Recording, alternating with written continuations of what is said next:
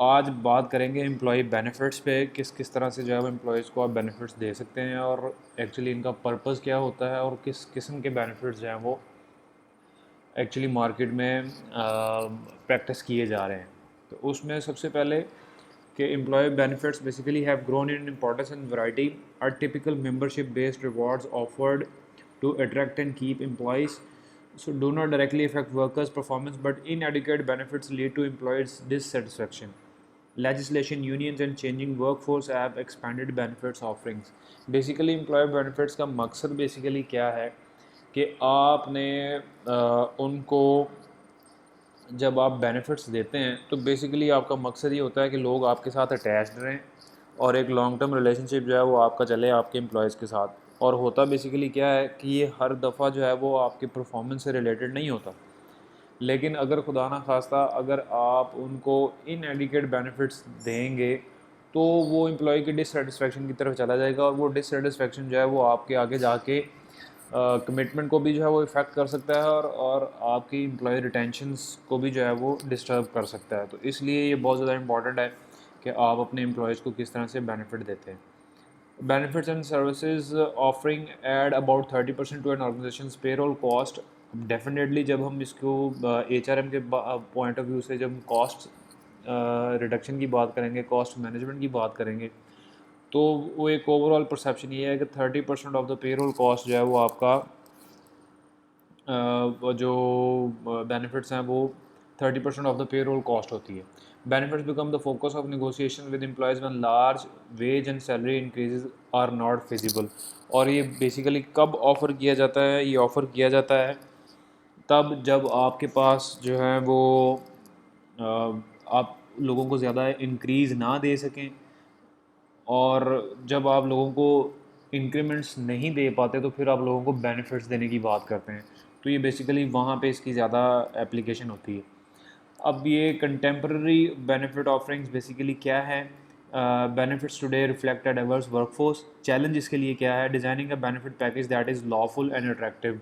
यही इसका सबसे बड़ा इंपॉर्टेंट जो है वो फैक्टर है कि ये लॉफुल होना चाहिए और अट्रैक्टिव होना चाहिए। लॉफुल के पॉइंट ऑफ व्यू से it should meet the legal requirements और अट्रैक्शन के पॉइंट ऑफ व्यू से कि attracts applicants and current workers. और बेसिकली ये टू वे इसकी इफेक्शन जो है वो होती है। अब लीगल पॉइंट ऑफ व्यू से आपकी सोशल सिक्योरिटी आ जाती है, अनएम्प्लॉयमेंट कंपनसेशन आ जाती है, वर्कर्स कंपनसेशन आ जाती है और FMLA आ जाता है।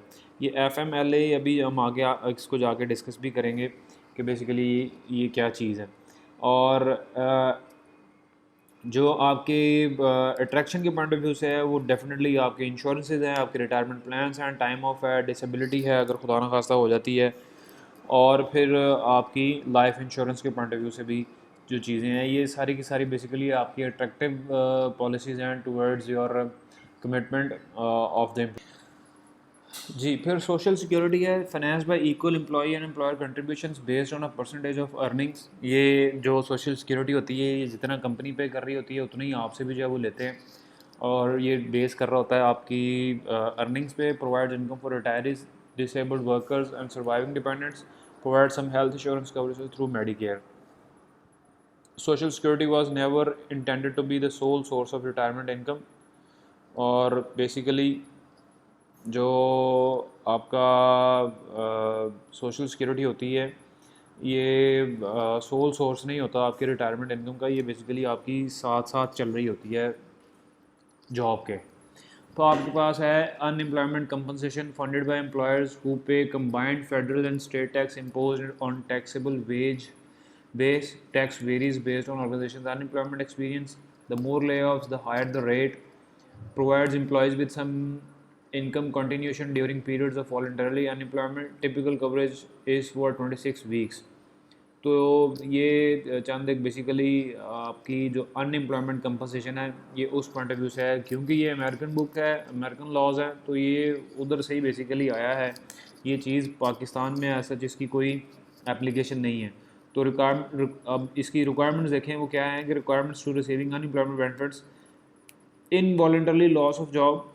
आप अगर अपनी जॉब खो देते हैं, must have worked a minimum number of weeks, have applied to a state agency for unemployment, have registered for available work, are willing to accept any suitable job offered through the state agency. तो अगर आपने ये सारी चीज़ें की हुई हैं तो फिर आपको जो है वो अनएम्प्लॉयमेंट कंपनसेशन मिलेगी। And it is actually case of US, it's not the case of Pakistan.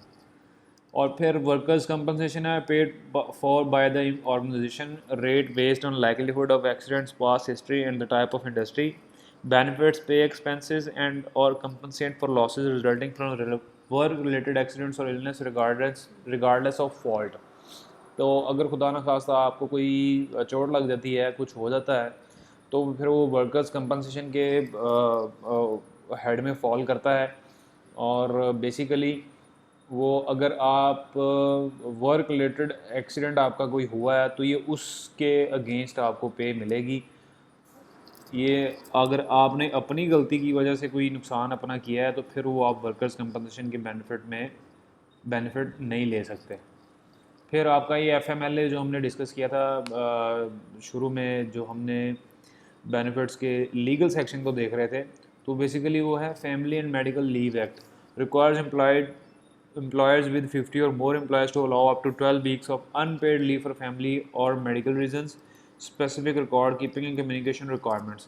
Basically ये आप अगर किसी भी ऑर्गेनाइजेशन के साथ 50 या उससे ज़्यादा जो आपने लोग आपके एम्प्लॉयज़ जो हैं वहाँ पे काम करते हैं और उसमें आपको 12 घंटे की जो है वो अनपेड लीव की इजाज़त है। तो ये बात फिर वही है कि बेसिकली आपके यूएस के पॉइंट ऑफ व्यू से हैं चीज़ें। जब आप लेबर लॉज का सब्जेक्ट पढ़ेंगे HR स्पेशलाइजेशन में, तो वहाँ पे फिर आपको जो है वो लोकल लॉज को पढ़ने का मौका मिलेगा।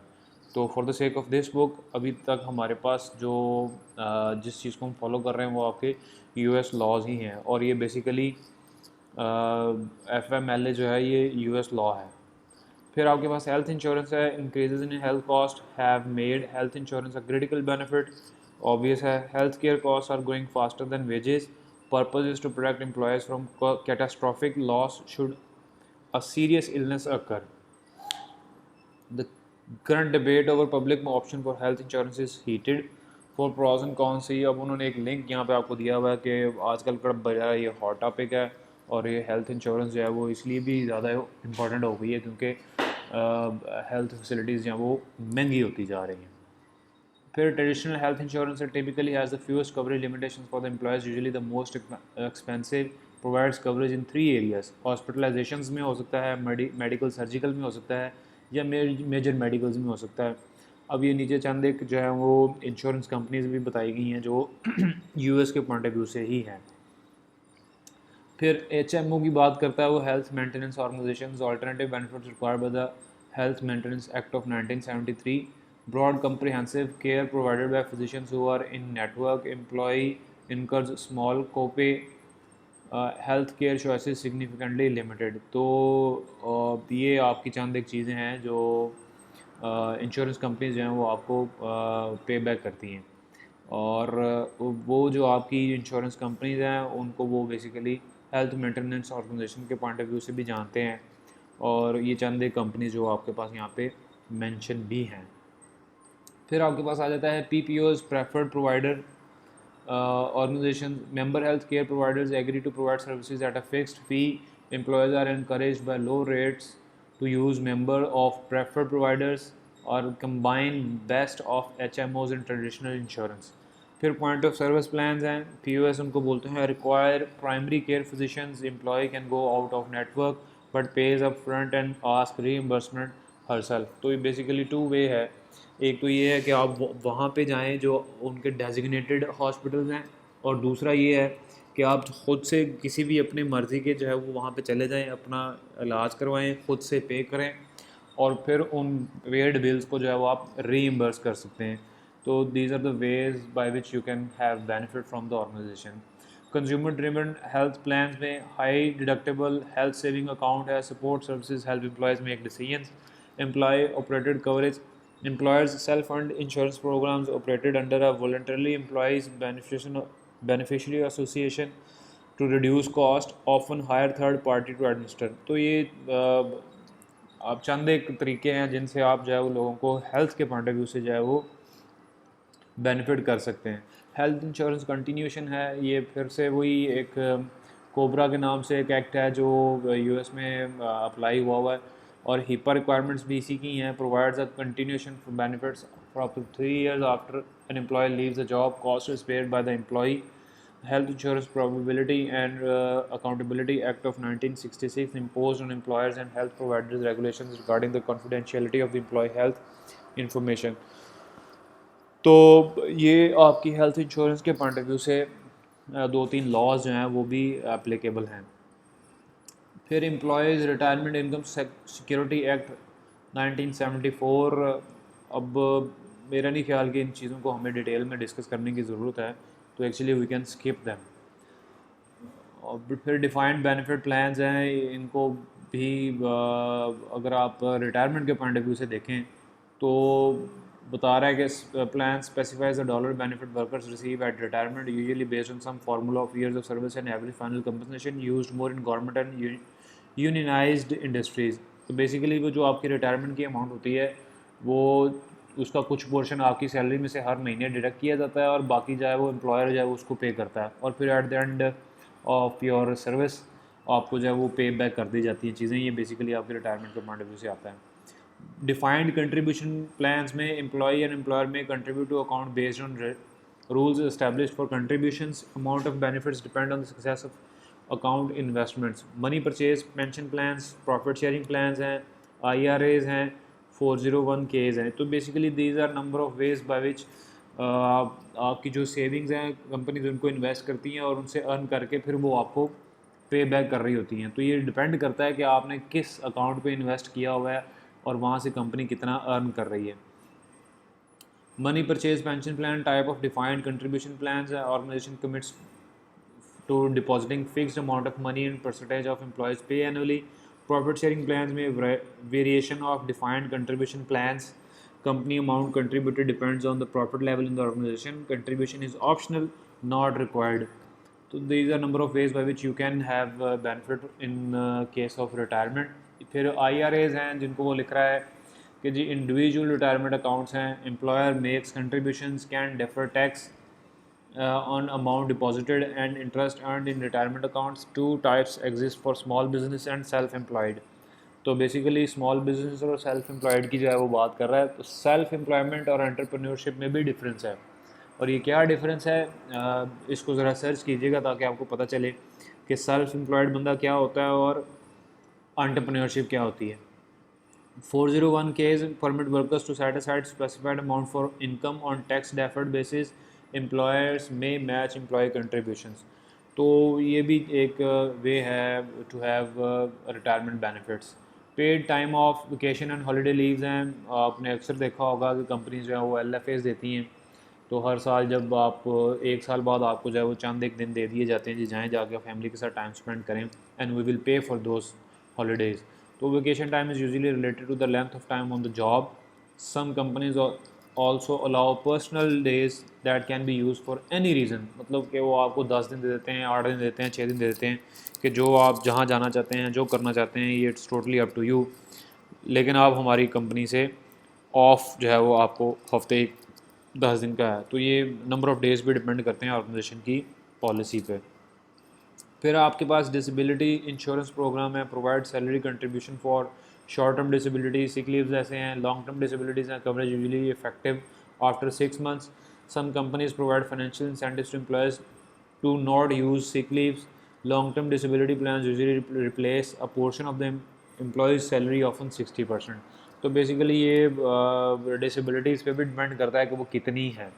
समटाइम्स आपकी जब परमानेंट डिसेबिलिटीज़ होती हैं तो उनका तो लॉज ही और हैं, और जो शॉर्ट टर्म डिसेबिलिटीज़ हैं तो उनके पॉइंट ऑफ व्यू से ये चीज़ यहाँ पे लिखी गई है कि जो 6 माह से कम में हो या ज़्यादा में हो तो उसको किस तरह से आपने कैटर करना है। फिर ग्रुप टर्म लाइफ इंश्योरेंस है। Benefits is usually based on one's annual rate of पे.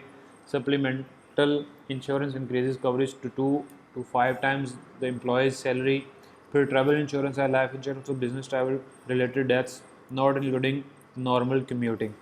तो आपके ट्रैवल के पॉइंट ऑफ व्यू से भी जो है वो आपके इंश्योरेंस जो है वो आपके बेनिफिट्स में कंसीडर की जाती है।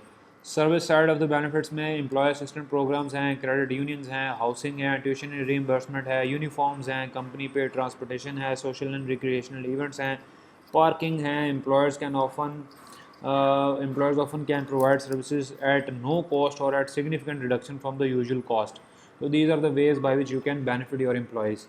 और फिर ऑप्शंस में आपके पास फ्लेक्सिबल बेनिफिट्स में आपके पास there are actually 3 ways by which you can offer benefits, और उसमें है नंबर 1 आपके पास फ्लेक्सिबल स्पेंडिंग अकाउंट्स हैं, नंबर 2 आपके पास मॉड्यूलर प्लान्स हैं, और नंबर 3 में आपके पास है कोर प्लस ऑप्शंस हैं।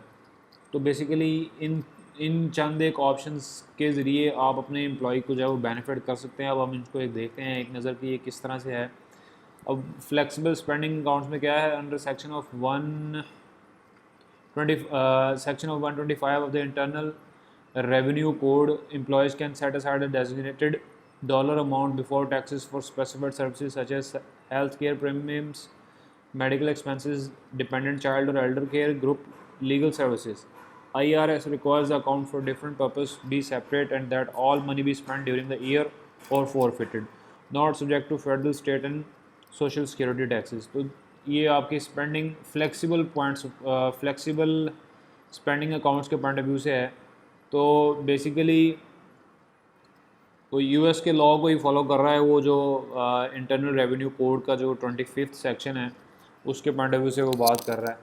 और फिर मॉड्यूलर प्लान में आपके पास employee choose a pre design package of benefits from several options, और उसमें सेवरल ऑप्शंस आप डिफरेंट ऑप्शंस आपके पास होती हैं और आप अपनी मर्ज़ी से उनमें से किसी भी ऑप्शन को जो है वो सिलेक्ट कर सकते हैं। फिर कोर प्लस ऑप्शंस में employee given core coverages like medical, life, disability है with option to select other benefits, और उसमें आपके पास कोर ऑप्शंस के साथ साथ अदर ऑप्शंस भी होते हैं जिनको आप सिलेक्ट कर सकते हैं।